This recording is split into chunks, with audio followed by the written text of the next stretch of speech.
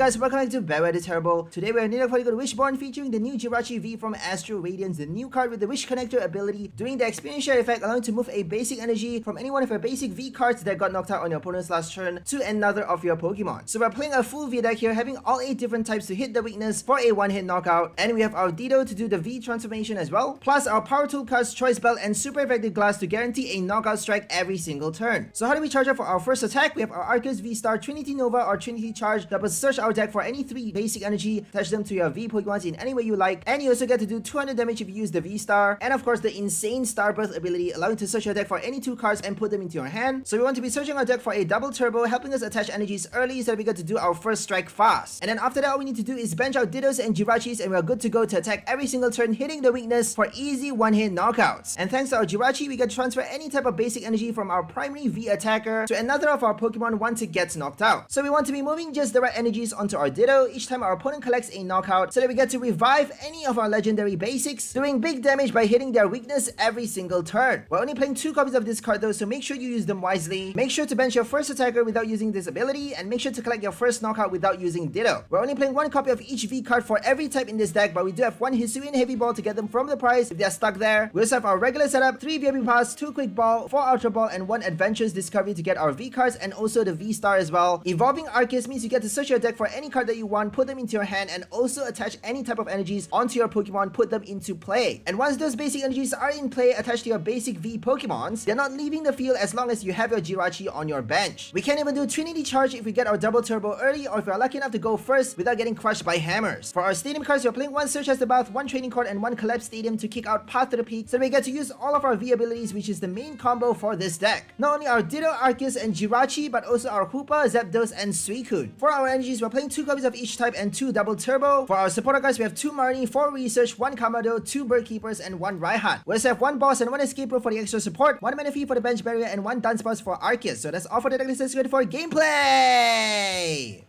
Okay, let's go for our first game. We're up against Raichu Master. I'm not sure what he's playing. I guess it's an Urshifu. They got Urshifu VMAX with Inteleon.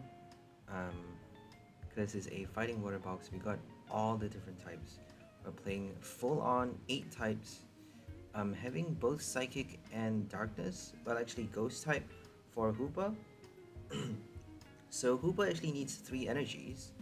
And the reason we have Aegislash instead of Zamazenta is a bit easier to play. But you actually need to have like a Choice Belt at least, or the Super Effective Glass for you to do a one-hit knockout on a VMAX. So if you drew a few prize cards though, you get to do Zamazenta for 150, or even if your opponent drew like 2 prizes already, you get to do 180 damage, which is a lot, which is enough to kill any fairy type Pokemons with 1 strike. So all we need to do is wait for a knockout, but I don't think we have enough time to wait for a knockout. If they're playing a V deck, if they're playing VMAX or V-STAR, if they're playing V-STAR, we can't wait, right? We have to kill them as fast as we can, because we're only drawing 2 prizes at a time, and if they kill our V cards 1 at a time as well, if they collect their first 2 prizes, then they actually win the game. So we cannot afford to pass too many turns doing 0 knockout. We have to collect our prizes as fast as we can, as usual. But for this deck, we actually can do that quite easily if we have our Choice Belt, if we have our tool cards, and we can draw them out with Starbirth as well. So it's not too bad. We have our Heavy Ball to get any of our basic Pokemon trapped in the prize cards, so I don't think it's that difficult. The only problem is if, you know, both the type of energies is stuck in the prize. We actually have 3 of our Darkness energy and only 2 Metal energy. So Aegislash really is actually quite difficult to play. I recommend adding 1 more Metal if you really want to be playing Aegislash. The reason we have that card is just because Miltank shows up quite a lot when I'm playing this deck. So against Miltank, we can't do anything. We can't attack with anything but our Dunsparce and Manaphy, and those cards doesn't do enough damage for not even a 2-hit knockout against a Miltank. And Miltank plays a lot of heal cards just because they know you're trying to hit them with Quick Shoot, Inteleon, slowly kill off the Miltank by, you know, buying yourself enough turns, tanking enough damage, and then slowly waiting for the Sharon at just the right time so they can slowly kill off the Miltank with those tiny damage counters turn after turn after turn. But they are trying to deny you that by playing those heal cards. Like Lucky Ice Pop Honey, there's the new Honey now. Honey allows you to heal your Pokemon for each hits that you flip until you get a Tails. Kind of the same as Lucky Ice Pop, except it doesn't guarantee you the first heal though. So Lucky Ice Pop, you actually get to heal at least 20 damage, whereas with Honey, you may not be able to heal anything at all. So that's the bad thing about Honey, is that you may actually get a first Tails, and that actually means you are recovering 0 damage with that item card. You're doing nothing with an item card. If you get a Heads though, compared to Lucky Ice Pop, each Heads actually has more, a higher damage recovery. So the effect is kind of better but worse in a balanced sort of way, I suppose. Very funny card. So right now we're up against Arceus. So we need to somehow bring out Zapdos. I think we should be just waiting for Urshifu to show up. I'm pretty sure they have one. Let's just attack with Hoopa and see what happens.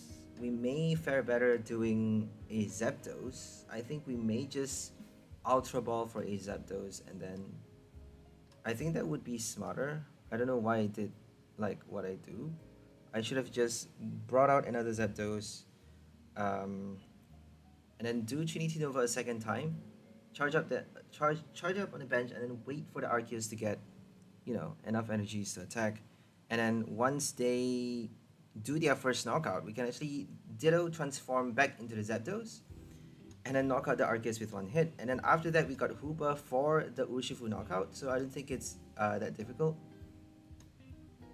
Zapdos can't actually attack if they have like only 1 or 2 V cards in play, so they need to have at least 3 in play for you to be able to attack with 1 energy. So Arceus is actually the perfect card to play with this anti-meta deck box. With this, well, I wouldn't say anti-meta, but it's kind of like a full-on weakness killer, right? You're trying to hit the weakness, we're trying to kill them with their specific type. If they play Dunsparce though, we can't do anything, so make sure you don't bench your Dunsparce if they're playing like normal type Pokemon. If they're playing flying type, is fine. Well, no, flying type is the same thing, right? Because all colorless Pokemon in play has no weakness. So if they play flying or normal type, and in addition to fighting, then you actually have to sacrifice your Arceus. You have to accept the one-hit knockout on your Arceus if you want to be killing, if you want to be doing a one-shot on their Pokemon. If you want to kill their Pokemon with one hit, you have to allow them the same thing. Otherwise, you're not going to be able to hit for the weakness at all, because our main attacker is actually not Arceus. Our main attacker, so if they one-shot your Arceus, you still got a lot more to go after that, unless if they boss out of your Ditto. Ditto can't survive for one hit anyways. You know, if they play any other type cards, they can kill Ditto with one hit quite easily. They can even boss the Jirachi on the bench. Jirachi Ditto, very low HP, so if they play enough bosses, they can actually kill for extra 4 price on the bench after knocking out the Arceus. So it's actually quite dangerous to play this deck. But if they don't do that, if you actually get to survive with Arceus for a bit long enough and don't bench your Ditto, if you bench your Ditto at just the right time and only have Jirachi 1 copy on your bench, you can actually play until you can actually wait for something to get knocked out before. Well, that doesn't actually work, does it? Because if you have no Ditto on your bench, you actually have to transfer, you know, you have to move those energy to your Ditto, otherwise it doesn't work. So if you move to any other Pokemon and then after that bench your Ditto, then you're done, because you have no energy after the transformation. You have to you have to have a Ditto on your bench while attacking with that, you know, Psychic type or Fighting type or whatever that they're weak towards too. So if they play Flying Pokemons, you need your Raikou, and if they kill your Ditto, you got Raikou for a second strike. If they kill Raikou, you can V-transform back into the Ditto. You can V-transform back into the Raikou, you know, revive it essentially, and do a second weakness shot for one-hit knockout again.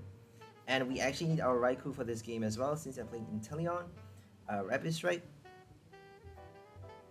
They got Greninja, they got Arceus, Inteleon. Where is that Urshifu? I'm not seeing Urshifu. Jirachi is pretty cool though, but the bad thing about this card is obviously Path to the Peak. There's nothing you can do about that card. There's no Chaotic Swell in Standard. So Chaotic Swell would be great if they bring it back into the Standard format. I mean, that card would destroy Path to the Peak completely, because you can't actually do anything if they play it on their turn. If they, you know, like Cursula, a lot of V abilities, Cursula and Phalanx especially, those two abilities rely heavily on your opponent not playing that stadium on their turn. If they have that stadium card and if they play it on their turn, they actually get to, you know, do extra damage to your Phalanx. They actually get to get through those abilities. Phalanx has no abilities, it doesn't get that defense buff, and Cursula doesn't get that extra damage counter placement. So they don't even need an escape rope buff, they don't even need escape rope boss to get past Cursula V. They just need to play Path to the Peak, that's all, on their turn, which is quite ridiculous. We only have Sydney to deny them that stadium card, and Sydney is horrible. I mean, if they don't have any stadium cards in their hand, if they play a Marnie or a Drizzle to search for that stadium card on their turn, or even like a Tower of Waters, well, my bad, Tower of Waters doesn't work, it's not a Path to the Peak. So they can't do Auxiliary for the Path, obviously, but if they Peony for a Path as well, they can actually quite easily put it into play on their turn without having it discarded from their deck. I mean, it's quite difficult to play Sydney, obviously, because you need it inside their hand. So there's nothing to get past that. That's why Jirachi isn't really that powerful. I mean, you only get to transfer basic energy as well. Kind of like an experience share for V cards, only on your basic V Pokemon, right? Sorry, only if your basic V Pokemon gets knocked out, and only basic energy, and only one energy. That's how bad Jirachi is, honestly. Like, they're giving so much restrictions now. I mean, if it's only, you know, if it only works on basic V Pokemons, then at least give it special energies, you know? You get to move an energy on any one of your basic V cards that got knocked out on your opponent's last turn to another of your Pokemon, any energy. But they're giving it only basic V Pokemons that got knocked out, and only basic energy. That's horrible. And it's a V ability. There's no way you can get past Path to the Peak. I've played a few games. Surprisingly, I haven't got matched up against a lot of, you know, people playing those stadium cards. That's quite a big surprise, because Path to the Peak is so, it's so popular these days, especially with one price decks out right now. They play a lot of Path to the Peaks with Lucario, with Whimsicott V-Star. I haven't matched up against, I think I matched up against once Whimsicott V-Star. We can't actually win against Whimsicott, I'm sorry to say, just because they are playing Tricky Wind. We can't attach our special energy Double Turbo to Arceus. We can't actually, you know, do Trinity Charge that easily, because it needs 2 energies, and if we can't attach Double Turbo, or if we don't get it early, they're gonna Crushing Hammer the first energy, and we can't actually do, you know, Trinity Charge. And if they, you know, discard your energies over and over and over, they're gonna get their first knockout much faster, and then they're gonna collect their second knockout before you can even do your first one, and then that's the end, because they got Flapple Star for the final V knockout, right? They just need 4 strikes plus a V-Star power, and they win the game. And those Crushing Hammer Fan of Waves is buying them so many turns. Tricky Win as well. So I think the best advice, if you're up against Whimsicott V-Star with this deck, I don't think it's impossible to win. I think it's still possible, but it's just, you know, the risk is higher, and obviously the rate of success is much lower, just because they got Crushing Hammer. And, you know, we actually got a Hood for a separate list. So the second list for this deck actually has a Hood and no Arceus, which you'll see on the game after the next. So we actually won this one against Urshifu Arceus, which is great. We actually got Raikou transformed, you know, V transformed with a Ditto into a Raikou, killing the Inteleon with our Lightning Rondo. And we even get to do Fleet Foot for those legendaries as well. So this is actually a legendary box, except for Aegislash. If it's a Zamazenta, it's a full legendary box, because we got Arceus, we got Suicune, Entei, Raikou, Celebi, all the types represented by all of those legendary Pokemons.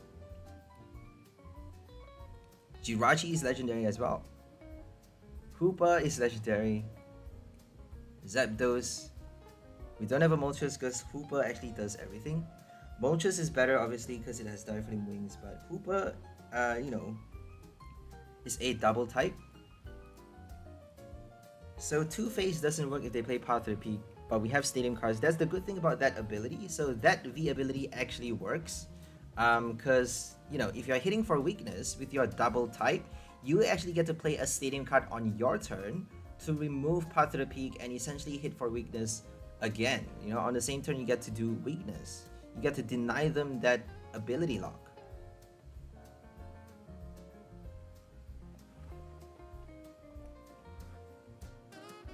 Whereas with Jirachi, Ditto is the same. You know, on your turn you get to play your Stadium card, remove Path, and then you get to V-transform with your Ditto. Whereas with your Jirachi, all they need to do is play that Stadium and then knock out your active Pokemon or any of your V cards, basic V on the bench.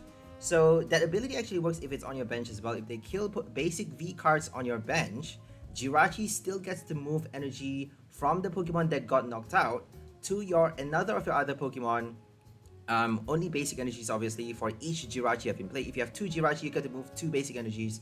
So that's the power of Jirachi. But if they play that one Stadium card though, Jirachi has no ability. And they get to do it on their turn. They have that level of control. So that's why Jirachi really is actually trash. Only if your opponent doesn't play any path in their deck. You know, if they don't get it at the right time, if they don't play enough of those Stadium cards, they can't actually disrupt you enough. They can't actually deny you that wish connecting ability. Okay, I think this one is, this is still the first list. We're up against Hisuian Lilligant for this game. For the next game is against Dialga V-STAR, and we are playing with 𝘿𝐿𝐴. Our second list, we have 𝘿𝐿𝐴 and 0 Arceus, 0 Double Turbo, but we have actually Basic Energy Search. I keep calling it Basic Energy Search, sorry guys, it's just Energy Search. We have Energy Search 2 copies, Aurora Energy, and, you know, a couple of Sonias as well in there. Instead of our Adventures Discovery, we have other cards as well to get our energy cards. So it's Training Court, obviously, and I think we have only one Heavy Ball as well. I don't think we have a Dunsparce either, so quite a different list. And one of the earlier versions, I actually tried a Blissey for this deck. Blissey doesn't work, I'm quite sad to say. That was the first idea that came to mind. Blissey Jirachi, that was the first combo that I wanted so badly to make it work. It does not work, guys. I'm sorry to say, but I tried so hard for so many hours, so many days. It just doesn't work. I banged my head against the wall over and over and over, and it kept failing. And I finally decided on Arceus. Blissey cannot survive. Blissey cannot do anything on the first turn. It cannot get enough energies onto itself. Just because you can't discard enough energies. You know, if playing only 17 energies, I think the max I could fit into that deck is 17 or, you know, 18. I think 17 is the best number. So 17 is not enough. You need at least 23. At least 23, guys. That's a lot of energies for Blissey to work.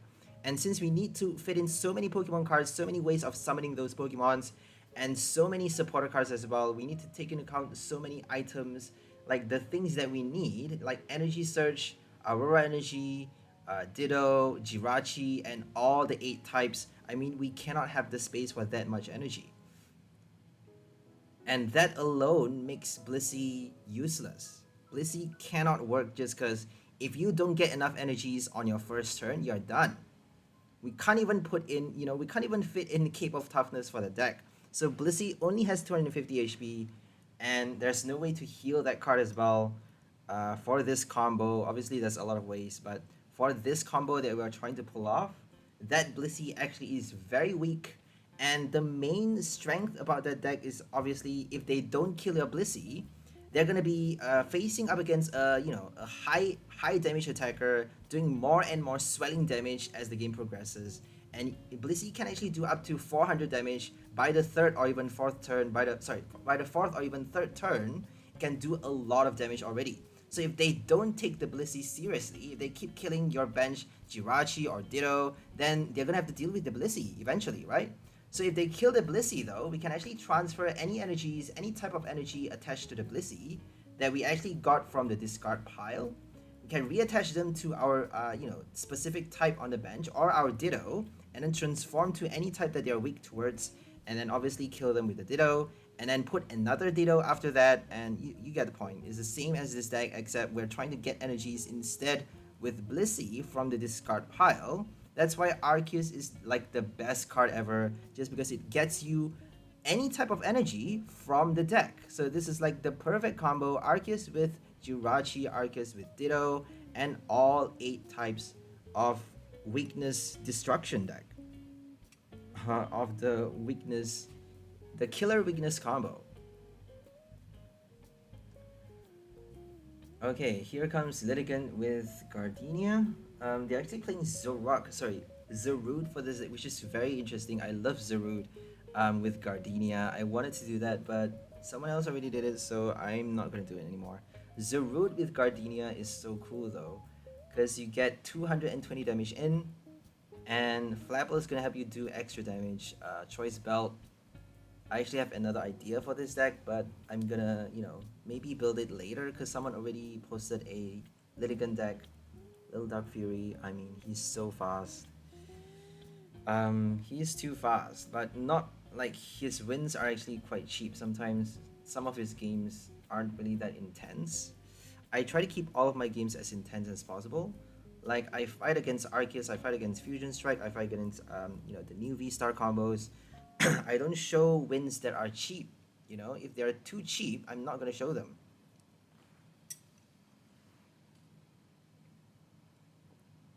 Okay, now we're up against the one with Flapple. So there's actually a lot of ways you get to play this card. The V-Star, this new Grass V-Star, we have Kricketune now out in Standard. Adding HP to your Lilligant, we have our Flapple to add extra damage counters. You could play Shaymin V-Star with it as well for Star Bloom with Kricketune, or you could play Shaymin V-Star for the attack. So if they kill our Shaymin, you can actually attack with your Lilligant another time, and then collect the knockout against a V-Star quite easily with that attack. If they kill a Lilligant, you can collect the knockout with your Shaymin. Shaymin does more and more damage, so it's kind of like the harmony, a harmonic combo, I would say. Quite obvious though, because it's Grass V-Star. I mean, doesn't really take much brain space. Doesn't really take much thought process to figure that out. I mean, right? You don't need to be a genius to make that deck. Bibarel works for everything. I try to steer clear from that card unless I have no choice but to play it, because I don't know, they are forcing you to play. This game is forcing you to play certain cards to get by, right? The reason I'm playing Arceus is only to get energies from the deck. It's only, that specific effect of the attack, not for Starbirth, which most people are playing for. And, they are using the attack to charge up their bench V cards, obviously. But we are actually using this card to get the right type of energies into play, because that actually is quite difficult, even with your not only that, we actually get to charge it up as well for the first hit, obviously, but we're only using Arceus for the first time. All we need is for the first strike to get 3 energies into play, and that's it. That's all Arceus is good for. That's all Arceus has to do for us to win the game. So Arceus doesn't need to do anything else after that. That's what we're using Arceus for that 1 Trinity Charge or 1 Trinity Nova. That's it. Unless we're up against one price deck. If you're up against one price, we have to use Arceus to tank enough damage to collect enough prize cards with a single V-Star, get as much prize as possible, and then, win the game with enough knockouts by denying them those early prizes, because one prize decks are crazy.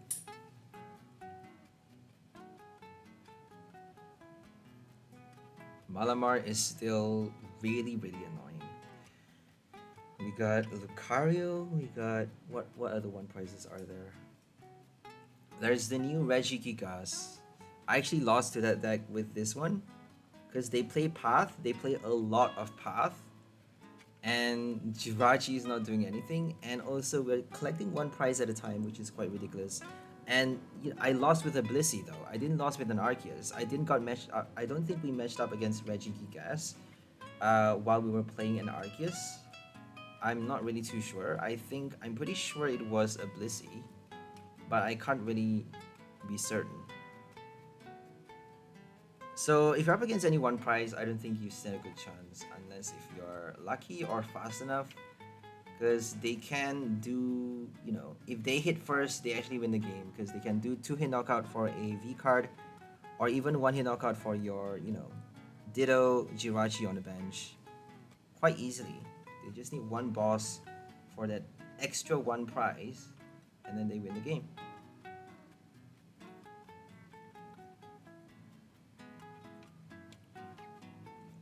So against Miltank, you know, if they play nothing but Miltank, Miltank doesn't do enough damage obviously, so it can't actually collect a knockout that easily. If we do nothing but IG Slash, I think we can actually win against a Miltank. So IG Slash has Sonic Edge, allowing you to ignore all effects on your opponent's active Pokemon. If they have like Miracle Body, Miraculous Charm, Deep Forest Camo, any ability that, you know, that protects them from V Pokemons, or, you know, prevents damage, any effects of attack, any tool cards that reduces damage, that, you know, prevents all effects of attacks, or anything like that, Sonic Edge gets to pierce through all of those effects. So it's kind of like 𝘿𝙬𝓷𝓐's attack. It's the same as GMX Pulverization, but it only does 130 damage and it requires 2 metal and 1 colorless.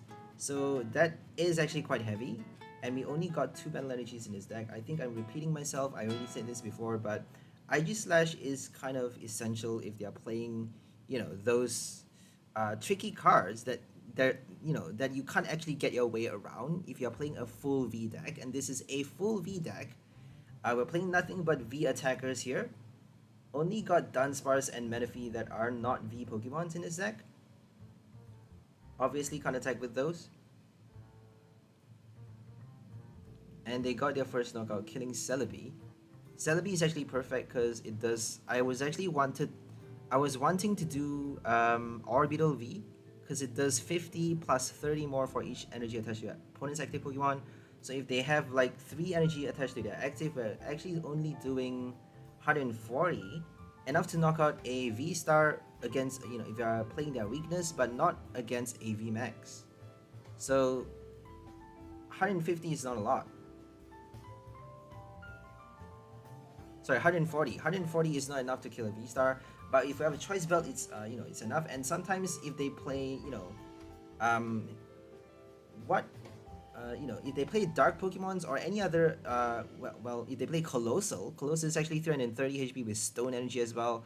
If they play Colossal, we can't kill it with our Orbital V that easily, unless if they have a lot of energies attached to it. And they may attach, like, you know, they may actually choose to play a Cheryl and attach only 1 energy, doing the first attack for 130 damage, and then choosing not to attach the energy after playing that attack.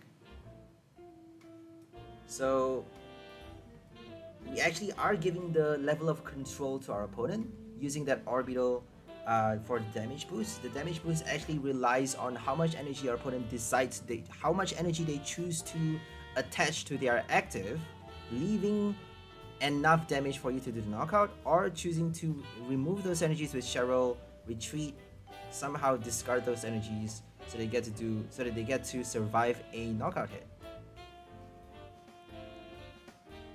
Whereas with your Celebi, you have the control. The control is in your hands. You get to bench, you get to do a max of 150, a little bit more than your Orbital if they don't play Collapse Stadium. We actually have a Collapse Stadium as well, so if we play it at the wrong time, Celebi is actually doing less damage. Hisuian Raikou as well, doing less damage, but Hisuian Raikou can actually do a knockout quite easily. If they have 3 bench, I think it's good to go. We just need 4 plus 3, that's 160 already. So 160 multiplied by 2, 320. Choice Belt as well, that's more than enough. We only got 1 copy of the Super Effective Glasses, so we actually need that for IG Slash to do a knockout. And if we don't have enough bench if we don't have enough Pokemons on the bench, Celebi actually need those 2 cards as well.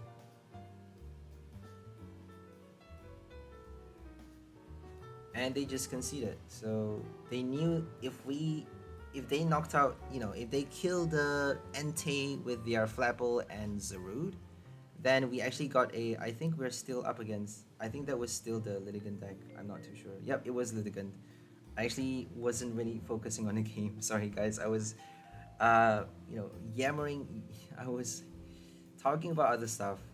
So if they killed our Entei with the Zarude and the Flapple, then we can actually transform with the Ditto, and then somehow, and then use our Jirachi to transfer the energy as well, and then attack in the same turn, immediately after our Entei got knocked out, we can revive it and attack again using Burning Rondo a second time for the final 2 prize.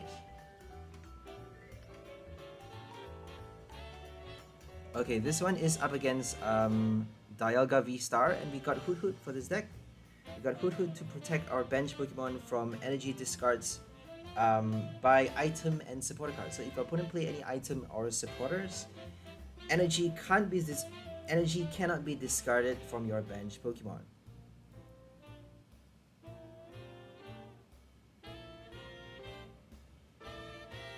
We have a Kamado in this deck, initially built for Blissey, but now we actually got Ditto still inside the deck, so I don't think it's that bad. If we have, like, a first knockout with our Entei Suicune Raikou, if we got a first knockout with Arceus as well, we can actually play, we can discard all the V cards, benching 2 Dittos, and I think that would be enough. If they play, enough V cards in their deck. If they play a 1 prize, obviously it's not enough. We need Arceus.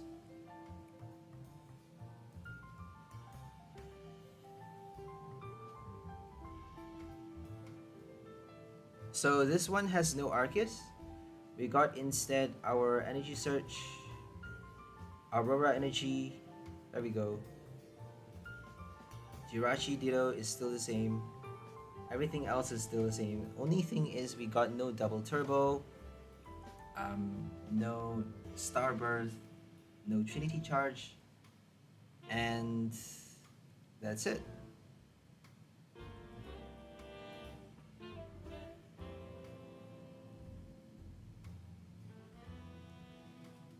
So this is a bit different in terms of gameplay. We need to focus on bringing out the first type for the first knockout and attaching energy one at a time. That might actually be a bit too slow. So for Hoopa, we actually have a Dark Patch ready for it. We only have 2 copies in this list. For Aegislash, we have no Metal Saucer, so I'm sorry to say, but Aegislash is not really that powerful. Just because Fairy types are not really that popular. If they play Gardevoir though, Gardevoir VMAX would be delicious to kill. If you can kill a Gardevoir before it heals, that would be so satisfying, right? Because Gardevoir relies on those heal effects. So 350 damage, I don't think it's impossible because they play full face guard. So you need to do 350 to kill a Gardevoir. That means you need like a Choice Belt. Well, you can't play a Choice Belt then, right? It's only doing 130 base. So you need a super effective lens to do 390 damage. Super effective glasses, my bad. I keep calling it lens. And we actually forgot to do Fleet Foot first. I think it's always best to do Fleet Foot before playing your item cards or doing anything at all while you have a legendary trio in the active.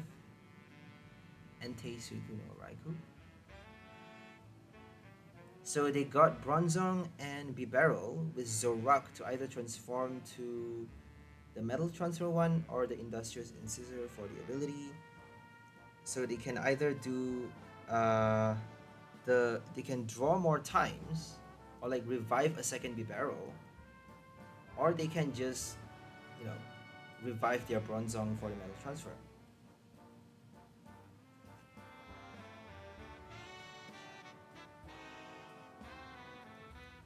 They got a Corviknight deck box, which is pretty cool. I love that deck box because it's pretty unusual to see no words. There's no scribblings, nothing in there.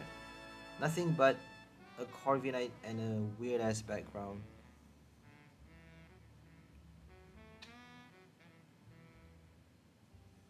Very minimalistic.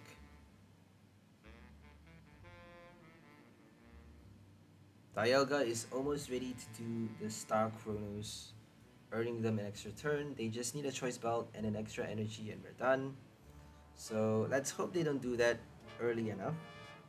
If we collect a knockout this turn, we just need one more V knockout. We just need to kill one more V card, either the Zacian or the Dialga, with our Ditto Entei combo, and we got the final 2 prize for the win.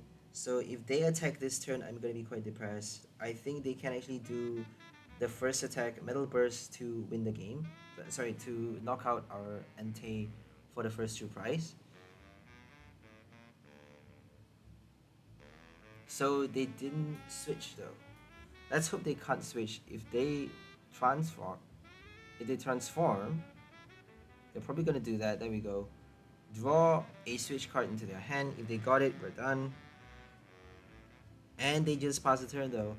So we're safe. That means we're gonna collect the knockout already. And then all we need to do is wait for our active to get knocked out. If they boss the Jirachi, they gotta kill something else as well. So we're not gonna bench anything after this. We're gonna make sure, well, we actually have to bench another Jirachi though, right?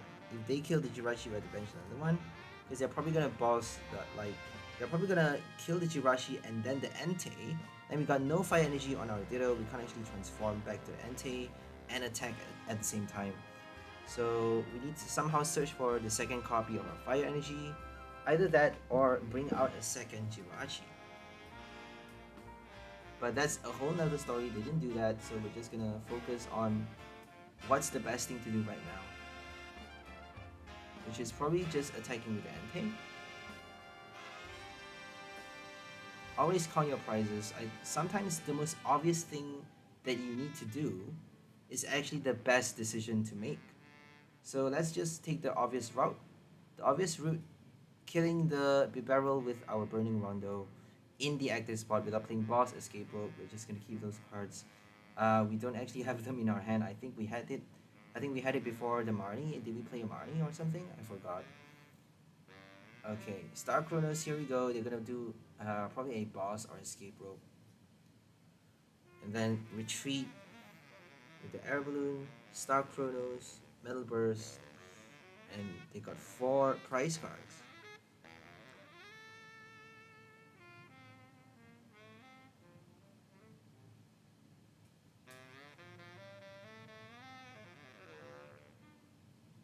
Dialga.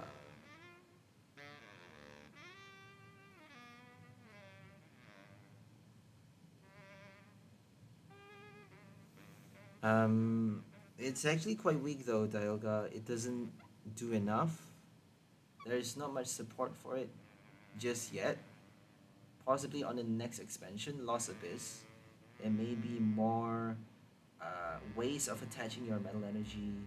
There may be, supported cards, item cards that allow you to attach from the deck, from the discard pile, or even from the prize card. There isn't anything that allows you to search energy cards from the prize and attach it to your Pokemon. That would be quite bizarre though. That would be quite bizarre, right?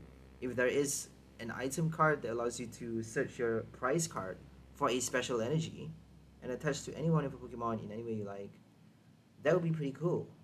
But there needs to be a cost though. You need to do something to yourself, like discard all of your bench Pokemon or something like that. I don't know. That would be too broken though. I don't think you can survive after that. Unless if you're playing a Dracozolt versus a non-fighting deck.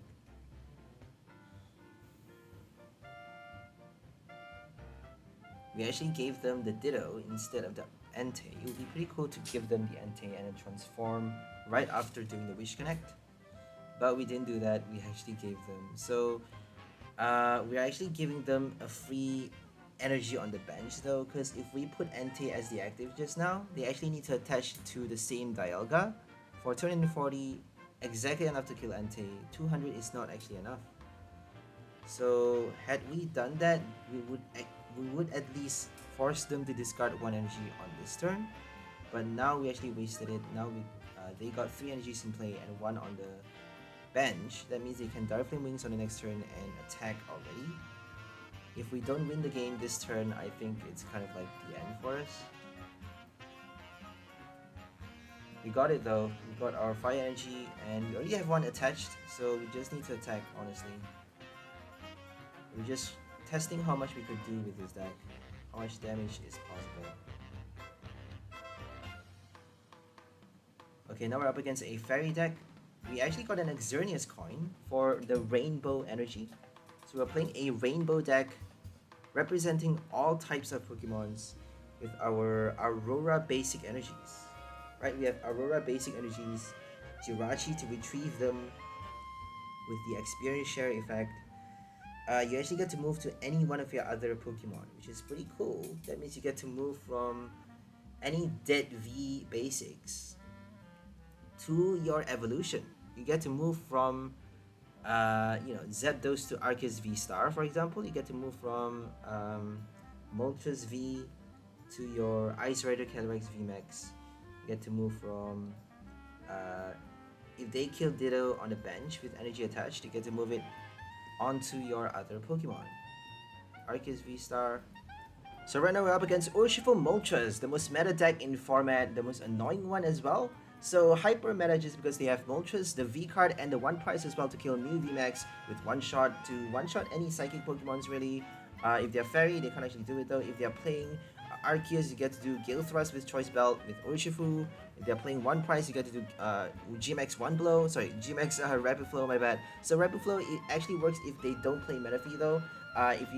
If they have that card, they actually get to do Quick Shoot with their Inteleon. So you're still good even if you're up against 1 price like Malamar, even with you know that Metaphy on the bench, because they have a lot of bosses to get the Metaphy, to get rid of that Metaphy, and also Quick Shoot to remove that ability from play and essentially do Gale Thrust right after. So that this deck is actually very, very disruptive, not disruptive, it's actually very effective in terms of killing any deck. It's basically the solid meta, which is kind of actually quite broken just because of that Moltres. So the 1 price Moltres is probably the most pesky card ever, just because when it shows up late, it's gonna destroy your life, because if they attack with that card, they're gonna use it non-stop with that Clara, because they have shady dealings for Clara, so they can actually keep on doing Moltres by doing a Scoop Up Net or a Switch or Air Balloon and constantly attack with Moltres, nothing but Moltres.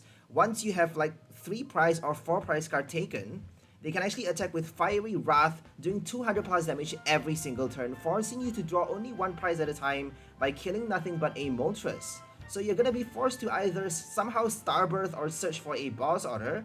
If you don't have a boss order to target your VMAX or any V card on the bench, if they don't have a VMAX evolved yet, you can't actually draw the remaining 3 prizes. You know, you can't actually get enough prize cards for the win. They are trying to deny you the prize card and also giving them a lot of damage, helping them draw a lot of prizes late stage in the game with that pesky ass Moltres. That Moltres is very, very super strong, like it's on steroids, guys, just because they got shady dealings. They got Clara. That card actually makes it very, very broken. Fiery Wrath doing 200 plus damage. Moltres over and over recycled non-stop. It's really crazy. So we got Choice Belt now. If you have taken 4 prize cards, they can actually do 250 damage, killing a Whimsicott V-STAR with 1 strike using the Moltres once you have taken 4 of your prize cards. So and then on the next try, they can actually do even more. So that's the power of that Moltres. I cannot stress it enough. This deck is actually super like it's on steroids, guys. There's so many dimensions to this Urshifu deck that it actually works. It works against any matchup.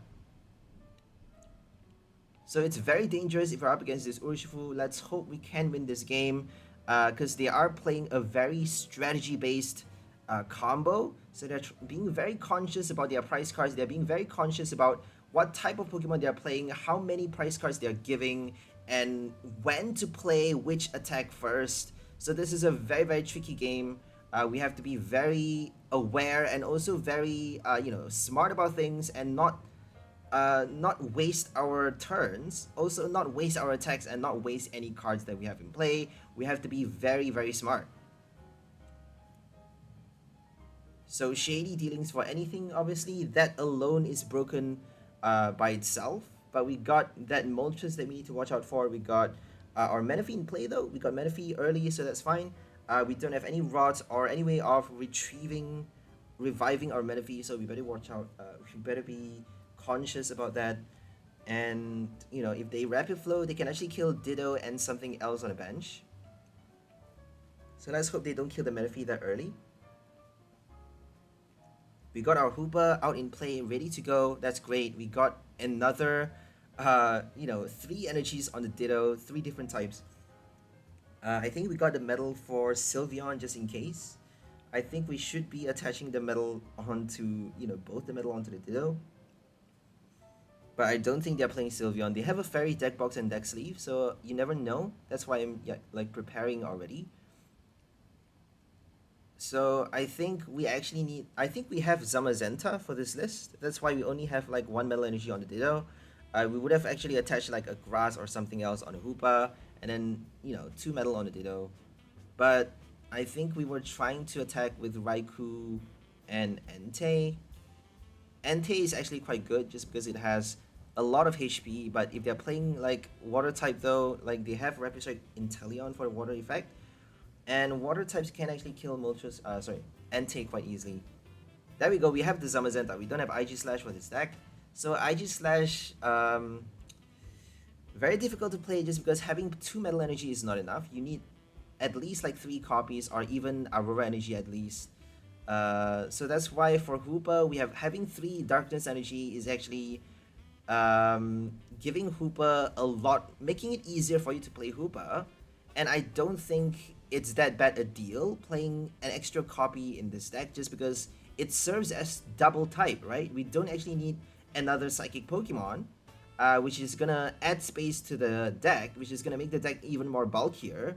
We just need that 1 Hoopa and an extra energy to substitute for double type. And we can't actually attack with Jirachi, obviously, because Jirachi only does 60 damage. But if we have a super effective lens, we get to do 240 with Jirachi though. Well, my bad, only 180, sorry. 180 is not enough to kill anything, unless if they're playing Crobat or stuff like that, but we shouldn't be aiming for that low damage. Hitting, you know, with super effective glass and choice belt, doing so much, you know, doing so much multiple damages, a hyper damage boost with our weakness and our tool cards. Okay, we got a boss in our hand and an escape rope. They're probably gonna do a Marnie right now. I'm super confident they're gonna pull out a Marnie at any moment. They may play a Clara though, cause, well, they have a Moltres in their hand, but they may play something like a Sonia to get their energies. So it's a very weird deck, but it actually works really, really well. They got Sonia to get their energy cards because they're playing 2 different types of energy, and they actually need the basic as well. But they got Shady Dealings for the energy search as well. So, oh, they're playing that one. They're playing Energy Retrieval, Energy Search, the item ones, which is actually a bit risky because if you play like Shady Dealings, you only got 1 card. You only get to search for 1 item, and sometimes you may not have enough Darkness energy in your hand. You may not have enough, you know, energies as well. You actually need an extra copy to attach from your hand, in addition to the double Darkness. So I think they're playing Training Court, Clara, stuff like that. Those are like the perfect cards to play. And they actually did a research though, which is gonna destroy, is gonna cost them on the next turn because we got a boss on our hand. And all we need to do is boss that Urshifu. They already benched it, they gave us the final 2 prize. All we need to do is, if they don't play a path, I don't think they have a path to the peak in this deck. So they have a lot of Tower of Waters, is a very Urshifu deck. No such thing as path to the peak in this deck, I don't think. That's the only way they can win this game, is if they shut down Jirachi's ability. So we can transfer back to our Ditto, revive back to the same Hoopa, the same Psychic Ghost Pokemon, and boss that Urshifu on the bench, kill it right after they do a Hoopa knockout with the Moltres, and we just need that final 2 prize for the win. That's it. That's the end of the game. I don't think they have any other cards. Pretty sure they're benching another Moltres, right? Yeah, they actually did Diaflame Wings with the second Moltres V. Sorry, the other Moltres. And we can actually do Celebi. We may be, if we have an Energy Surge, if we have a Grass Energy attached to our Ditto, we should actually have prepared for that. We were expecting a Sylveon, but we weren't actually expecting the, the basic, the V Moltres, which would actually be quite obvious, seeing that Urshifu Moltres is such a popular meta. I mean, it's, expected, right? But I actually got thrown off by that ridiculous deck. The ridiculous deck box and deck sleeve has that fairy type. So I'm like, Sylveon's gonna be in there. Sylveon's definitely gonna be in there. So I didn't, search for the grass energy. Should have done Trinity Nova Grass, and we actually get to transform, do a surprise Celebi, transforming into that legendary grass Pokemon, and then bossing the Moltres on the bench, doing a V knockout with Line Force, which would be pretty cool, because that's like the first time ever to be playing a grass weakness. I don't think we actually did it a single time for this game, for this entire video, so we didn't get to play Celebi at all. I didn't get to play our grass Pokemon, which is fine. We get to hit other weaknesses, which is okay. Line Force doesn't actually do enough damage if you don't bench enough Pokemon, so make sure you check. Make sure you play your we can't actually play a research after the boss. We actually have two other basic Pokemons in our hand, so it's still okay. We got a Quick Ball as well, so we got a lot of basic summons in his deck. We got Quick Ball, Ultra Ball, and also VIP Pass. VIP Pass doesn't work after the first turn, but we got a lot of Pokemons. We got a lot of basics. We got seven basic types to represent all the 8 different the 8 different colors, and also 2 Jirachi, 2 Ditto, plus our Arceus V-Star and Arceus. So obviously we have like 2 evolutions in this deck, but we also have 6 additional support Pokemons to get our energies to transform, and also to do the experience share effect. The main wish connecting ability, Wish Connector, the theme of this deck essentially, Wish Connector to retrieve, to basically recycle your energies in play, making sure that you don't discard anything. You actually only get to save a few energies though. If you have 2 Jirachi in play, if you're lucky enough to bench 2, we only are playing 2 copies though, so if you're lucky enough to bench 2, you actually get to save 2 different types. And if they are playing more than one type, normally if they're playing a box deck like a Blaziken VMAX, they only have like 3 or 4 types, so I don't think we need to be bothered that much, just because we actually have 2 copies of each type of energy in this deck, so 2 copies is actually a safe number as well, so I don't think it's that big of a risk. We are actually minimizing the element of risk playing this full-on weakness box. Usually, 𝘿𝓚𝓷𝓚 played a weakness box, anti-meta box, which actually works quite well, but has a lot of element of risk in there, just because you can't actually search your prize. You're only playing 1 copy of each of those types, and you can't actually search the prize card to retrieve those, any Pokemon that got stuck there. If you have like a Raikou stuck in your prize and they're playing water type Pokemons, you actually need to get a Heavy Ball or a Peonia to draw it out from the prize. So Peonia is not a good card just because it's a supporter. You can't actually play a supporter passing the turn because you don't have enough energies, you can't attack, you can't do anything else. So playing the Heavy Ball actually makes this deck super good. Having that card out released now makes this deck so much better, and we actually have, people already thought of the Ditto deck, obviously. Ditto with all the 8 types to represent a weakness to basically destroy any VMAX decks by hitting the weakness hardcore. And now we have Jirachi, which actually allows us to, instead of play experience share and Raihan, we actually get to attach our tool card, an additional 30 damage with our choice belt, or multiplied by 3. Multiplied 3, that's a lot of damage, right? If we play Celebi, it's not enough, but if we play a super effective glass on the Celebi, we actually get to do, if we have 2 bench Pokemon, we get to do 90 multiplied by 3, that's 270 damage. So all we need is 3 bench Pokemon. I think we actually need at least 3 bench Pokemon for Celebi to do a VMAX knockout, unfortunately. But, 330 damage is a lot. If you play a Choice Belt on the Celebi though, you actually need like 4 bench Pokemon. But I don't think it's that difficult. We got a lot of Pokemons to bench. We got a lot. Probably too much for our own sake.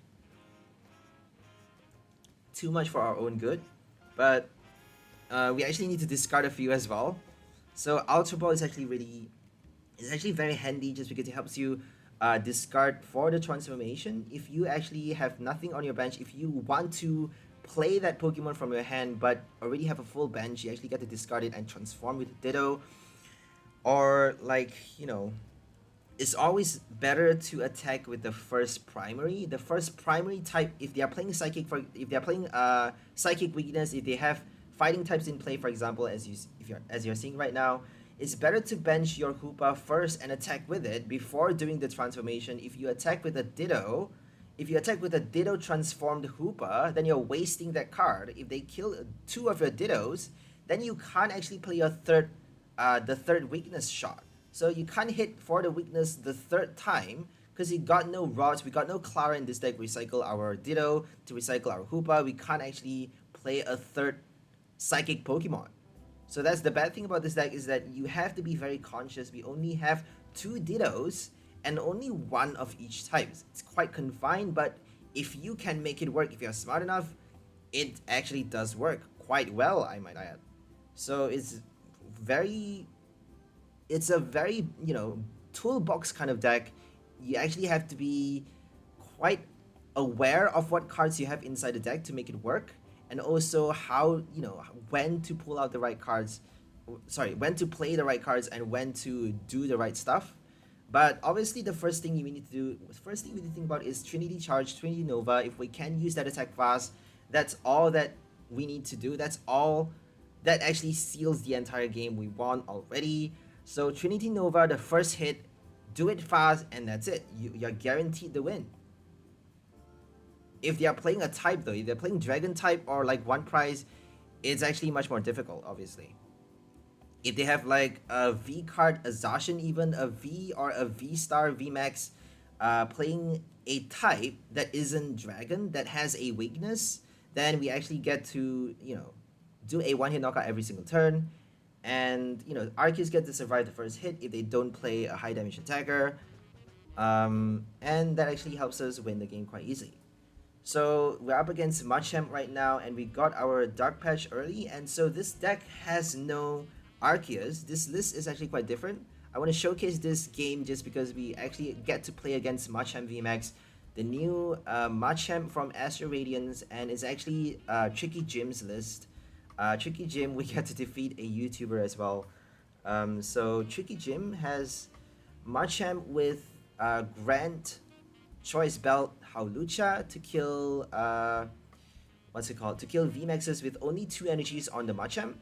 And they got 𝘿𝐻𝐿𝐴, obviously the very obvious combo, the very literal you know, card to be playing for a Machamp VMAX deck. You need some way of placing damage control on your bench Pokemon to do extra damage with the first attack, and they actually get to do 20 base damage if they have any damage control on their bench Pokemon for only 2 energies. And then they get to add more and more and more to kill a VSTAR, to kill a VMAX with the 𝘿𝐿𝐴. They get to attach an extra energy for 240, the GMAX Chi Strike, the GMAX attack, doing a VMAX 1-hit KO with the second attack. So obviously the first one, I don't think they can do a 2 energy, they can one-shot a VMAX with the 2 energies. I don't think so. Even with the Grant, because they're doing like 90 extra damage. So 90 plus 220 is still not enough to kill a VMAX, right? 310 is barely enough. You need 320 to kill Shadow Rider, Ice Rider. You need 330 to kill Urshifu. If they play Single Strike, obviously it's enough because they got Single Strike Roar, damage counters. But we got like item cards to heal now. We got Lucky Ice Pop, Honey, Mumu Cheese, Potion. So I don't think Urshifu has those heal cards though. I don't think they have the space for that.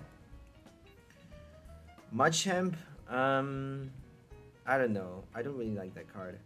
It's kind of like the dumb, it's too obvious. It's too dumb, I would say. like they're making the game so straightforward and so blunt, is a bit boring. I mean, Decidueye is a nice combo because you got your V-Star ability. I mean, if you if you are playing a VMAX card, VMAX attacker, might as well have a V-Star ability to play because you're not, you actually get to use it for free. So one V-Star card for the free ability, kind of like IV-Star, they got Star of Fortune instead to help them draw a lot of cards. They actually get to play that card. Oh, they don't actually have the evolution, so they can't actually use the V-Star ability. That's quite sad. I thought they actually could do it. I thought they could do the draw, the 7 draw, which is quite powerful. It's gonna help them do Oranguru Primate Wisdom for an extra energy on the Machamp, or even the Decidueye. They can actually attack with the Decidueye doing the Gutsy Pickaxe and Primate Wisdom. They actually conceded though. So Gutsy Pickaxe helps them get an extra energy from the top deck if they have it there. So if it's not an energy, you actually get to draw the card into your hand. But if it's an energy, you get to attach to any of your fighting type Pokemon. I think you get to attach to any of your Pokemon, if I'm not mistaken. So if it's a fighting energy, you get to attach it to any of your Pokemon. But it has to be a basic, obviously, because if it's a stone or Aurora energy, they actually are considered as, I think they're considered as colorless, because, they only are, Aurora is only considered as all the types if they are attached to a Pokemon. Same goes for stone, is only considered a fighting if it's attached to a Pokemon. If it's not attached, I think it's considered as colorless. Or maybe just a special energy. I don't think a special energy needs a label. I don't think a special energy needs a type, right? So it would actually be quite interesting to see them come up with new special energies that actually serve as a type before you attach to the Pokemon, right? So this special energy acts as a fighting energy. And if you attach to a fighting Pokemon, you have this extra effect, right? But normally, those special energies only act as the fighting energy, when it is attached. They have the specific text writing, when this card is attached to a fighting Pokemon, it provides a fighting energy. So you can't actually use your abilities, you can't use your Colossal Tar Generator to retrieve your Stone energy, your Heat energy. You can't use your Gutsy Pickaxe for Stone energy as well. So it's actually quite confined in that sense. But you can actually do Bea though. You can play Bea for your special energies. You can do Blissey for your special energy. So it's actually pretty cool. I think the people who developed this game, they are very conscious of how much they're restricting, how much they're limiting this game. I mean, it's crazy. If you know, you shouldn't be doing it, right? I'm confident that they actually know what they're doing. They know that they're limiting this game so much. Jirachi's ability, come on, only basic V cards, only basic energy, and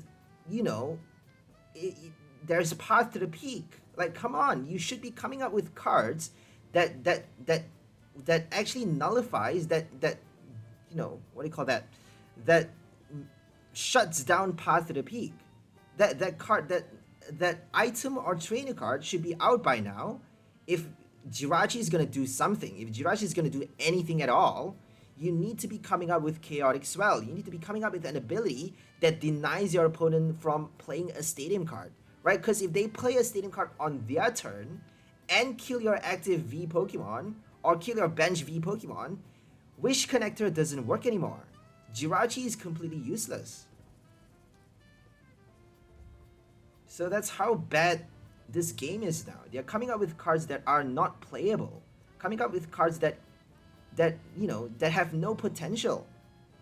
Like, that's not okay. If you are forcing people to play nothing but the V-Stars, you're forcing people to play nothing but the meta, it's not considered as a fun game anymore. Because a fun game is when you get to explore and play different decks, you get to use your creativity, you get to, make something of your own, you get to build something of your own and find new ways of playing the game, discover golden gems.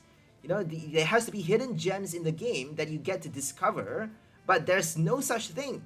There's no such thing. There's only the meta decks that's already released in Japan, and everyone's copying, pasting the deck. They're playing the same shit doing the same thing that's already been done a million times over. I mean, this game is becoming so flat. It's becoming one note.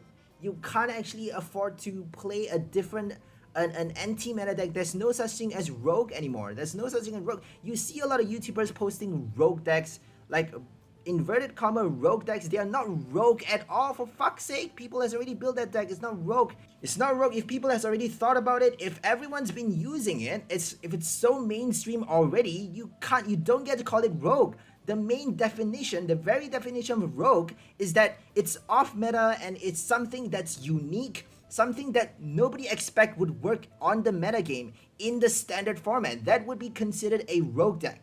An Obstagoon Inteleon is not a rogue deck. That is not a fucking rogue deck. It's so obvious. The combo, it's so obvious. An idiot can think about it. The combo is so straightforward. Obstagoon Inteleon, like, come on. That's not a rogue deck. That does not qualify. They're forcing you to play those abilities. They're forcing you to think of, like they're not giving you any room of creativity. They're not giving you room to think, to build things for yourself, to make things, to discover new ways of living, to discover new ways of playing something, to, you know, to juggle things and to kind of mess things up and defeat the system, basically. To do something different. They're not allowing for that anymore. They're making the game so tight. Standard format is now unplayable if you don't do metas. You have to play a meta deck now. You cannot afford to go without Bibarel. You cannot afford to go without Inteleon. You cannot afford to play nothing but V-Stars. Like, it's impossible now. Like, if they play a Malamar, they're gonna win. If they play a Malamar, that's it. That, like, there's no competition, guys. Malamar, that's it. All you need to do is play a Malamar. That indefinite win every fucking game. That's how stupid this game is becoming. That's how fucking stupid this game is becoming. There's no counter for Malamar. There's no counter for that card. This game is ridiculous. If you play a one price like a basic one price, Morpeko can actually counter Malamar. But if you play a V deck, any V-Star, VMAX V deck, nothing can defeat that card. Nothing can defeat a Malamar. It's ridiculous. Like, for fuck's sake, if you're playing a VMAX or a V-Star, come up with some abilities. Come up with damage counters abilities. Something to hit 2 Pokemons at a time. Something to destroy one price decks. Like, why isn't there something that do that already? Why isn't there abilities coming out? What's wrong with people building this game? Are they really that stupid? This game is becoming stuck. Like, it's just not fun anymore. This game is just not fun because they are making it so tight and you don't actually get to solve puzzles. The most fun thing about a game is that there are puzzles to solve. There are cards that can actually work if you put the effort in, if you work hard enough, if you are smart enough, you can actually find cards that actually works really well with certain combos, that works really well together. You can make those silly effects work. You can make a Delibird work. You know, if you're smart enough, you can make a Delibird work. But that card is useless. Like, there are certain cards that does just what, no matter what you do, it doesn't qualify against a meta deck. You cannot defeat a meta deck if you're playing those cards. They're not allowing that. They're not allowing you to, they're not giving you any gems. There's no treasures that you can find in this game. There's no puzzles to solve. There's nothing in this game worth playing. It's just not worth playing at all. Everyone has already come up with the meta decks. Like, it's already out in Japan. Everyone's been using it. And people are just copying that deck, playing the same as shit every fucking day. It's so fucking boring, guys. Where is the creativity? Where is the intelligence in playing this game? There's no intelligence.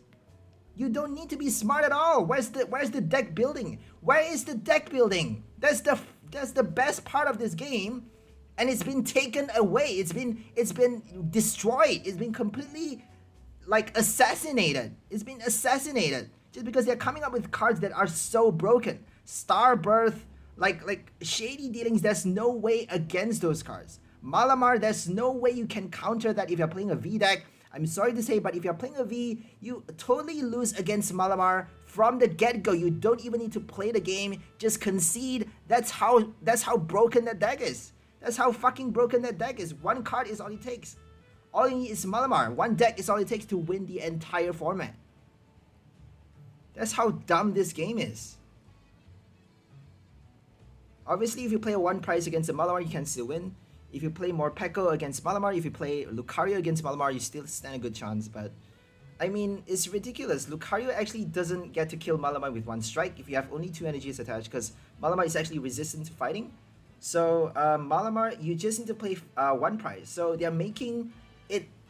They're forcing you to play one price against one price and V decks against V decks. It's just ridiculous. If you play V, I don't think you can win against a one price, because one price are so hijacked now. They're making those cards so strong, like ridiculously strong. So if you play a V deck against a one price, I don't think there's any chance of winning. Wormadam, Mad Party, I'm sorry, but those cards have Choice Belt now. Those cards have Ludicolo. Like one price decks have Ludicolo. Like, it's ridiculous. It's impossible. One price decks have Raihan. They have so many things. You can't counter that. If you play a V deck, they can kill your V cards with one strike. How can, what can you do about that? There's nothing you can do about that. There's no way you can collect more than one prize every single turn if you're playing a V deck. There's just no fucking way. The only way is Mimikyu VMAX. The only way is Dragapult, and which is gonna get rotated on the next set. Dragapult is gonna get rotated. There's no more Max Phantom. There's no more Beneath Curse of Devolution. There's no more damage counter placement, Zigzagoon, Flapple. There's so much cards that's gonna be cut out, and there's no more cool abilities. I don't see any damage counter abilities. I don't see any damage counter placing effects or any attacks that allows you to kill more than one Pokemon if they're playing a one price. Anything to counter a one price if you're playing a V deck. I don't see anything in the standard format out just yet. In Dark Phantasma, there's nothing. The only thing is that the ridiculous, the Pandora's Box. I don't know what it's called, but I think it's Pandora's Box. If your V Pokemon with that tool card attached gets knocked out, you actually get to place 8 damage counter on the active Pokemon, I think, or maybe 8 damage counter on their Pokemon in any way you like. I don't know, but you get to place damage counter if your V Pokemon gets knocked out with full HP. Only 8 damage counters though, like come on, only 8 damage counters. What are you gonna do about that? What are you gonna do with that? It's so low. That tool card is ridiculous. That does not justify. It's a tool card as well. You can't play Choice Belt. You can't do anything to buff your V deck against other V decks. So they're making it like one dimension. If you're good against one price, that's all you get to do. If your deck is powerful against VMAXs, that's all you get to do. Machamp VMAX you can't actually face against one price. Machamp VMAX cannot face against a one price at all. It's impossible. No way. That's how tight this game is. It needs so many other cards. It needs the 𝑔𝐻𝑗 block. It needs so many other supports. They need so many. They need a lot of different cards to make that one attack work. So much so that they don't have the room to prepare against one price deck. They don't have the room to prepare against other combos. They cannot face any other matchup other than V decks. That's how bad this game is. There's no such thing as a holistic deck. There's no such thing as a deck that can face up against any matchup, which is what we want to be playing, guys, which is what we want to be achieving. There's no such deck at all. It's ridiculous. This game sucks. This game fucking sucks. Where's the fun in the game? It's not fun anymore if you can't build such a deck. There has to be hidden gems. There has to be something that you can think about, something that if you work hard enough, you can actually get there, but there isn't. This game is so tight. The abilities are so fucking tight. You only get to attach to your fighting type Pokemon. You only get to attach a specific type of energy. You only get to move basic energy. You only get to move metal energy. You only get to do this effect if you have a stage 2 card. It's ridiculous. It's moronic. This deck is so... certain cards are just unplayable, have zero potential. Zero potential.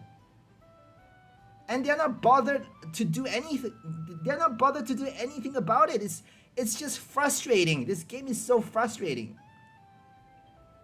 So many people quit this game already. I've seen so many forums. People quit this game just because standard format is becoming more and more unplayable. They are making cards like VMAX, VSTAR, and they are making the power creep more and more ridiculous. And it's just, this game is I don't know. This game is so stupid now. It's so stupid now. Nothing but meta works. You have to play the meta now. They are forcing you to play the dumb meta deck. It's not the standard format, it's the theme format. Because guess what? The decks are already selected for you. You already have the selection of decks displayed, ready, built for you. You don't have to do anything. It's considered the theme deck. It's considered the theme format just because you have no choice but to play the meta decks, the decks that are already like custom made for you. You cannot do anything. You cannot add cards of your own. You cannot change the deck list. You cannot do anything to that fucking deck, because if you so much so as change one energy, that deck is not gonna be good enough against any other meta decks. You're gonna fucking fail and you're gonna fall flat on your face, and that's how this game works. That's how dumb the standard format is right now. It's the theme format. I'm gonna call standard the theme now. That's gonna be where the future is heading. That's gonna be where this game is heading. In 10 years, in 1 year's time, in half a month's time, this game is gonna turn into a theme format only sort of game. Theme format only tournament. There's no such thing as standard anymore, because there's no such thing as building your own deck, putting your own combo, finding your own you know, finding certain cards, making certain cards works. It's not possible anymore, guys. If that card is useless, it will be useless, period. They are not bothered to do anything about it. They're not bothered. They're coming up with cards like Wurmple, which has good potential, but I don't think it's gonna work. I just don't think it's gonna work.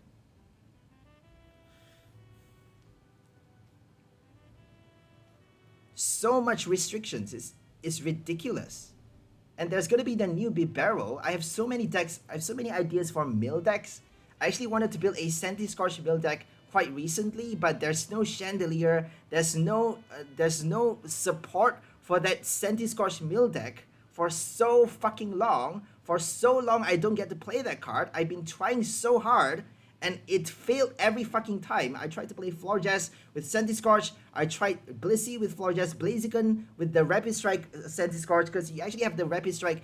The Sizzlypede has a Rapid Strike card, and you actually get to evolve after doing the Rapid Strike connection to the Sizzlypede, and then evolve into the other Scorch to do the deck mill attack, top burner attack to discard cards from your opponent's deck. So that actually works quite interesting. It's actually quite an interesting combo, but it doesn't work against any meta deck, unfortunately. I've tried so many decks.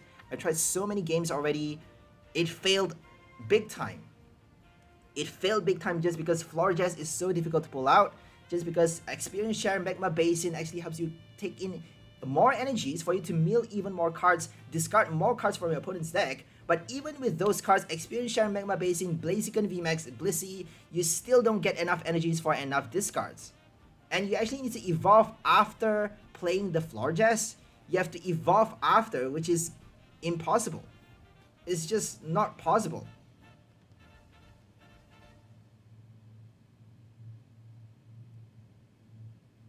It's so frustrating though. Why do you come up with cards like that? A Scorch mill deck, a Scorch, I forgot the attack. I think 100 foot flames. Why would you come up with such a cool attack if it's not gonna work for so many sets? If it's gonna get rotated so soon, if it's gonna sit there and do nothing for the entire fucking rotation, it's not doing anything. That card is so fucking cool. That attack is so interesting, and it's not gonna work for an entire fucking rotation. It's ridiculous.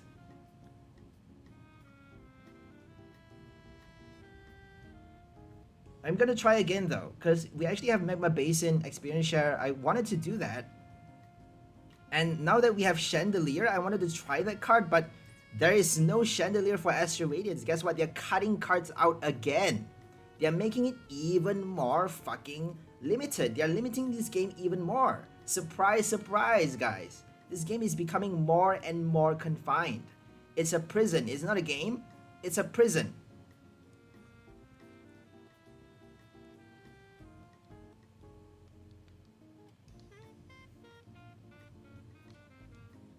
Anyways, let's just focus on the game. I'm like getting too pissed off as usual.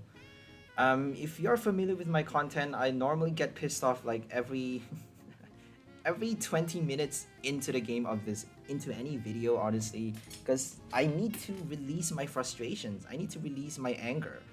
There's just no way of getting through playing this game. It's so difficult to play this game. Building new decks every day is a challenge. It's a huge challenge, especially when, you know, everyone plays the meta deck and nobody's bothered to search for different ways of playing the game, search for new ways of playing different cards. I mean, that is a huge challenge. If everyone plays nothing but Malamar, this game is gonna be dead. This game is gonna be dead.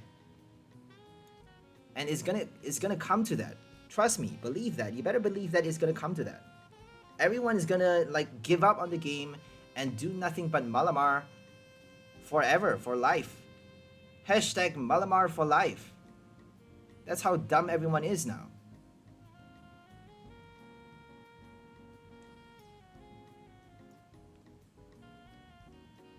You have no idea how much I hate this deck. How much I hate Malamar. It's ridiculous. Oh my goodness. They can do a VMAX one-hit knockout with Cynthia, with that one card Cynthia.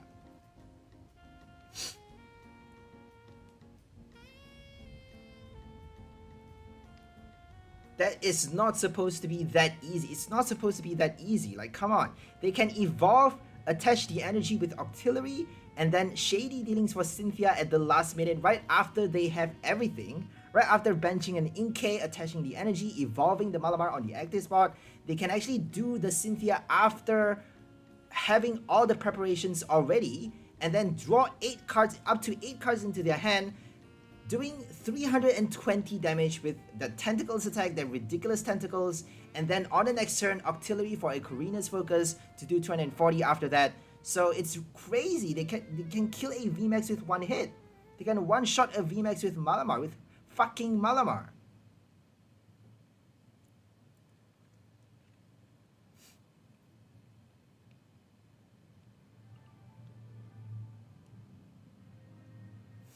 So apparently they couldn't do it. Look at that. Surprise, surprise. They couldn't kill Arceus with one hit.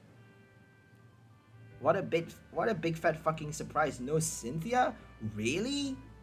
Are you really that unlucky? Oh, you must be having a really bad day. Because Malamar means win. Malamar equals win. If you can't win with a Malamar deck, you are super unlucky. Because the chances of you getting a Cynthia is like close to 100, close to 1,000. It's so frustrating. Like, it's not supposed to be that easy for you to get the Cynthia. It's not supposed to be that easy for you to play that card after doing the evolution, after benching another Inkay at that. It's not supposed to be that easy. But I've seen so many players, I've seen so many people done that over and over every single game. It's sickening. It's so annoying. It's not supposed to be allowed. It's not supposed to be possible. Look at that, Cynthia.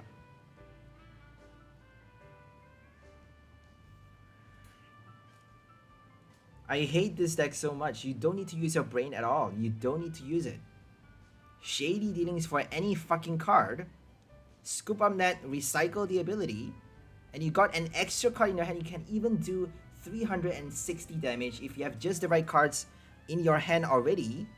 And then you can actually do Cynthia, play the Cynthia from your hand. You can actually do Rapid Strike Surge for another card up to 360 damage with your Rapid Strike Tentacles.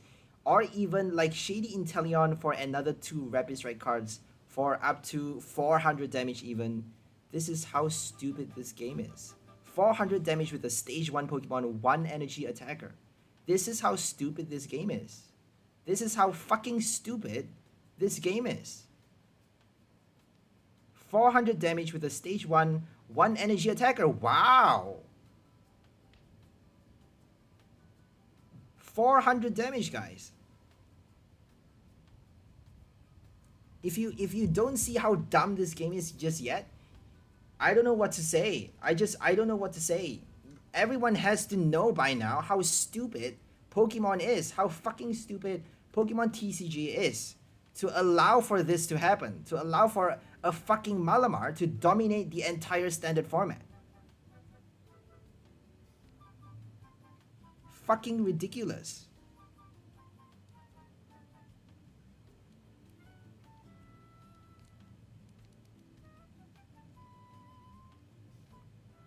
They just need 4 discards, and they're actually playing a very weak combo, the weakest combo for a Malamar deck. They got Turf Field, so that's the reason we're winning this game, is just because they have a Turf Field. We're not winning it just yet, but you know, it's looking not too badly for us. They got only 4 prize cards left, but we actually drew quite early our prize cards. So if we can survive this turn, if Arceus can survive 1 turn, we may be able to draw 2 prizes with the Arceus, and then maybe pull out another V card with you know, the highest HP, probably an Entei. Entei actually has 230 HP, so our only hope is if they, you know, pull, you know, Cynthia early, if they don't get the Cynthia at the last minute, so they need a Cynthia to kill the Entei, obviously, but if they play Karina's Focus, they need all 6 cards to shuffle back into the deck with Rapid Strike Tentacles to knock out our Entei. So let's hope Entei gets to survive a strike as well. That is basically the only way we get to win against this Malamar. Malamar with Turf Field is not quite smart. I tried it before, it doesn't work. I'm sorry guys, but it doesn't work. Because you only get that extra 1 card into your hand every turn, and your opponent is so likely to play Stadium cards of their own. Stadium cards is essential now. It's crucial just because of that 1 path to the peak. That 1 card makes every single deck, forces you to play Stadium for any deck that you have. You need to be playing Stadium cards. You cannot go without that. Because if you got V-Star abilities, we got VMAX abilities that you need to be using. You need to be playing your Crobat Lumineon. You need those abilities. And if they play Path, you're going to be completely screwed. So we need Stadium for any deck that you're building, unless you're playing a 1 prize. Even a 1 prize mostly have a Path to the Peak as well. They mostly play that Stadium just to screw with V cards, just to screw with V Pokemon decks. Because if they don't get their Stadium cards early, they're probably playing like at least 3 copies in their deck. If they only have 3 copies and if they don't get it, if they don't play Shady, if they don't play Inteleon, if they are playing that ability as well, they're forcing them to search for the Stadium card rather than other cards. They actually have much less room to search for the other supports like Energies, Energy Search or Research, Marnie. They can't actually search for Raihan as well. They need to be searching for that Stadium if they want to be using their abilities.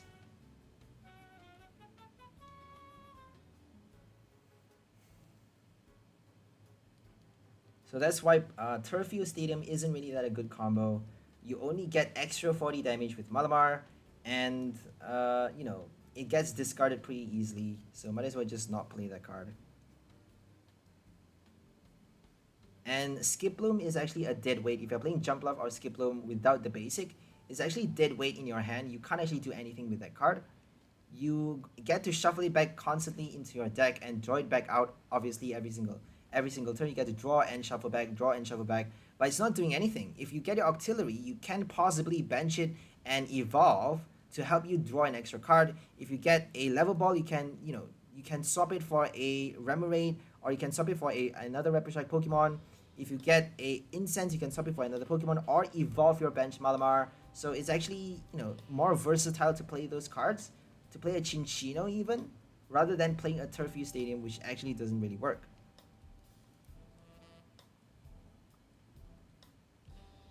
So this is the final countdown. We're playing our Entei. We got Entei, and we actually need a Fire Energy on the next turn. We can't use Wish Connector on Arceus, unfortunately, because that ability only works for basic V Pokemon. That's how shit Jirachi is.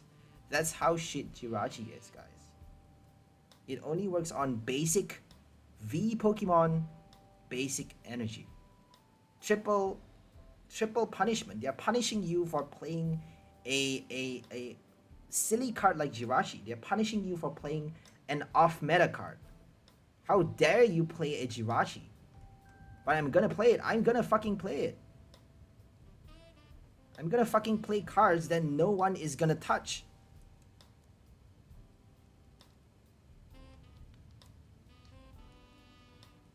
You better believe it. You better fucking believe it. Okay, so now it's down to the last turn, the final turn.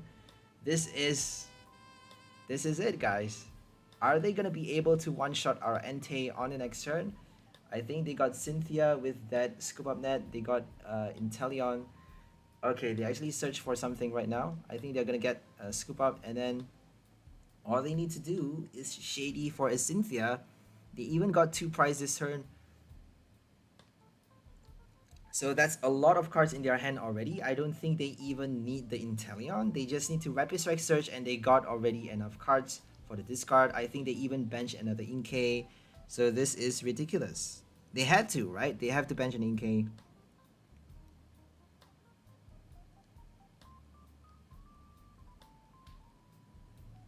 We should be playing a 1 price card. So if you're playing a V deck, make sure you play a primary 1 price attacker.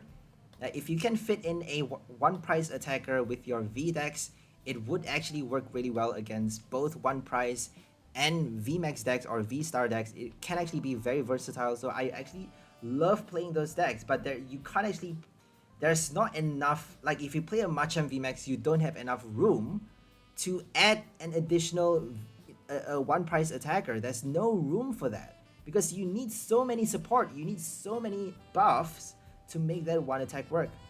They don't give you room to innovate. They don't give you room to make a deck holistic, to make a deck fully all-rounded, to make a deck like strong in all edges, in all, what do you call that, sectors, in all factions, in all areas. You don't get to be strong in all areas. You only get to be strong against VMAXs or against 1 price. It's like one-dimensional, and it's so hard to make a all-rounded deck now.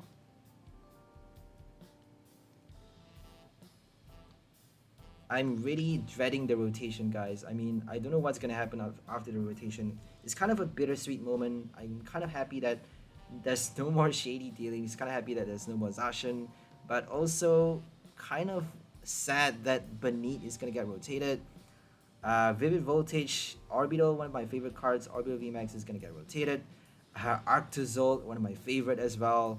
No more Arctozolt, no more Celebi. I wanted to build a amazing Celebi deck for so long. I haven't managed to play that card just yet. I haven't managed to make it like super powerful. I want to make a hijacked, amazing Celebi deck, but still haven't found just the right combo. Still haven't found just the right ingredients. So I better do it fast because it's gonna get rotated soon. Those amazing rare cards is gonna be no more, and it's gonna be quite sad to see them go away. Oh well. I mean, we had a long time to play them, right? We actually got enough, enough months, and we actually wanted to concede. Look at that. We got enough, an entire rotation to savor the moment with our amazing rare cards. So I don't think we should be that, we should complain too much about that. Because amazing rare, you actually do get to play those cards. You are meant to be able to play those cards once they got released. It's actually pretty cool as well. So the reason we wanted to concede is because they got a lot of cards in their hand. We actually chose to boss the Sobble on the bench, and if we killed them, they can't search for Cynthia. If they have stadium cards, if they have trainer cards in their hand, instead if they have the Drizzile, the stage 1 Drizzile and the Inteleon, they can't actually do extra damage with the Tentacles. So Tentacles doesn't work if you have non-Rapid Strike cards in your hand. So they are probably having like a lot of Inteleons and the 𝘿𝙗𝐻𝑚 in their hand that are not Rapid Strike cards and that they cannot use, that they cannot do extra damage with using that attack. So that's why I chose to do boss on that Sobble, because they can actually, you know, they can actually be stuck with a brick hand. They can actually be stuck with, you know, not enough Rapid Strike Pokemons. And Auxiliary is only getting them an extra card, and if they have like more than 6 cards that they can't play from their hand, if they can't discard as well, they can't play Karina's Focus. So that actually was quite lucky of us. We got lucky in that game just because we got the boss at just the right time. We killed that Sobble, denying them the extra draw with Karina, denying them the search of the Cynthia, and they got stuck. They didn't get to do enough damage to kill the final Entei. And they need exactly 6 cards, at least 6 Rapid Strike cards in their hand for a one-shot against the Entei, because Entei has 230 HP, the highest HP for any V cards, except for Blissey, obviously. Blissey, 250, Wailord has 280 HP. I think Wailord is the highest. I don't think there's anything higher than that.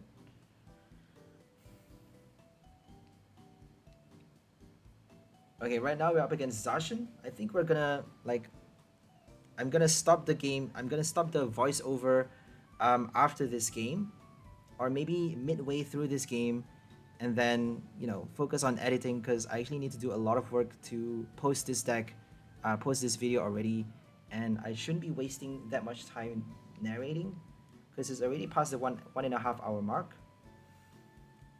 So I may just leave you guys to focus on the game and stop the voiceover soon, but we'll just you know, stay for a few more moments. So they got Zacian, they got Mew for the item search, and they can actually you know, attach energy quite easily. They can get the switch card, they can get the Metal Saucer, they can get Rotom Phone with the Mew. So it's a very classic you know, a classic Celebrations Zacian deck. This was actually pretty cool when it first got released. It's actually quite creative. People used Mew to make Zacian so much better. And you got Oranguru with the Rotom Phone as well.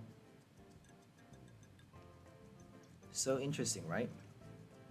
And they got their first knockout fast, which is very bad, because now we only got 2 Dittos for the weakness shot. So let's hope they can't attack on the next turn. If they kill our Entei, I think that's it, right? If they kill our second Entei on the next turn, and I don't think it's that difficult for them to do that, because all they need is a switch, a Metal Saucer, and 1 energy from their hand. They may not have enough energies inside the deck though, because they're playing so many item cards. So fingers crossed they don't get a supporter in their hand right now, because we played a Marnie. So you never know if Marnie is going to save you 1 turn, and sometimes all it takes is 1 turn for you to win the entire game. If your opponent can't do anything passing, if they pass 1 turn not doing a knockout, sometimes that is considered a win on its own. We got a boss already in our hand, so if they don't play a Marnie, if they don't attack this turn, we can actually kill another V card on the bench. But Marnie, boss, Marnie or attack, right? They need to either do Marnie or Metal Saucer, and they got the Metal Saucer. We are so screwed.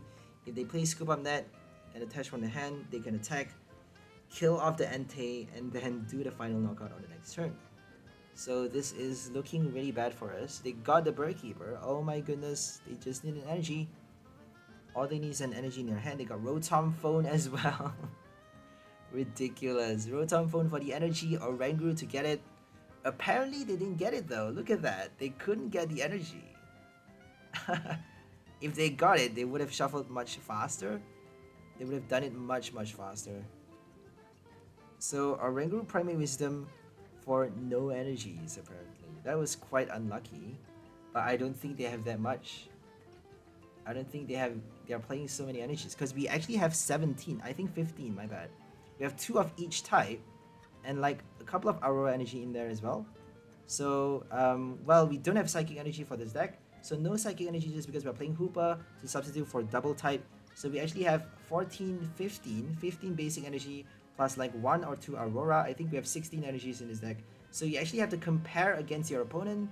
How many energies are both players playing?